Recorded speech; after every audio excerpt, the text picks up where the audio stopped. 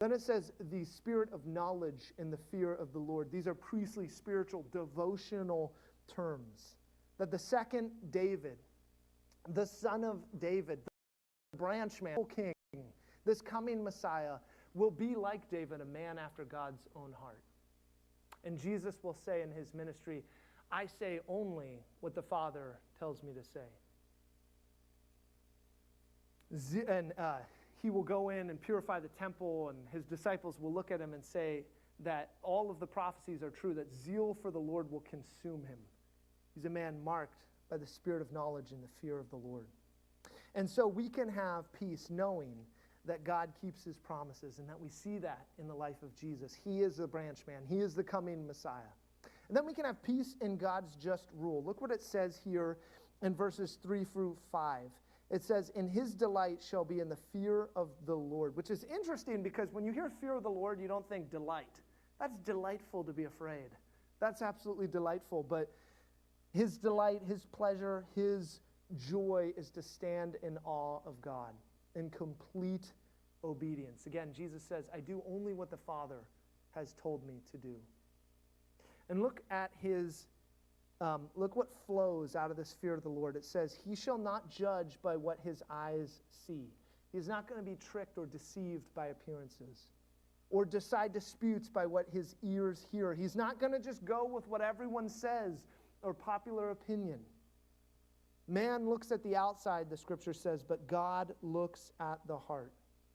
The preferential treatment of others based on what they look like, are they beautiful, are they powerful, are they wealthy, is shapes our world. I was talking to my girls, they were measuring themselves, they keep getting taller and taller, and me and Crystal are decently tall people, so I expect them to be fairly tall as well. And we were joking that one of the statistics about tall people is that they just are statistically more successful. Well, apparently, when you have to look up to someone, maybe they get hired more or whatever the case is. And it's interesting because whether we would necessarily connect with this or not, we judge people by appearances. We immediately begin to grade someone on their education, their background. Do we click with them? How successful are they? How wealthy are they? And so on and so forth. And we begin to, whether we recognize it or not, show preferential treatment. We have to be very careful about this because this can happen just by default. And what it says of Jesus in his just reign is that he will not do this. And this is super important in our world right now because I'll just go ahead and say this. Racial differences do not make a person guilty or innocent. Wearing a blue uniform and a badge does not make you perfect or evil. As God's people, we have to be totally committed to the truth. We have to just sort of push all of our chips in there, come what may. We want to be people who do not show partiality and do not judge by appearance or what we hear. We want to be people of the truth.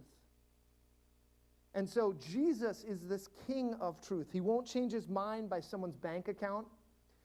He doesn't look to what others think of him to alter his message or to change it. He looks to God, his Father. He doesn't need our smile, our approval, or our affirmation. Think about for a moment, if you will, when Jesus was on the cross and his enemies surrounded him, mocking him, saying, you who could save others, you can't even save yourself. I mean, these are custom-designed insults to get right at his very heart. And instead of calling down legions of angels, he stays right there in the pain of that moment, suffocating to death for them, for us, and for the sins of the world. He does not judge by outward appearances.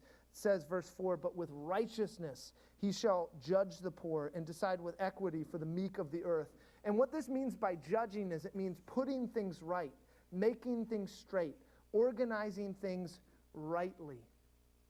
He cares about the poor and the downtrodden and the marginalized and those without power or influence.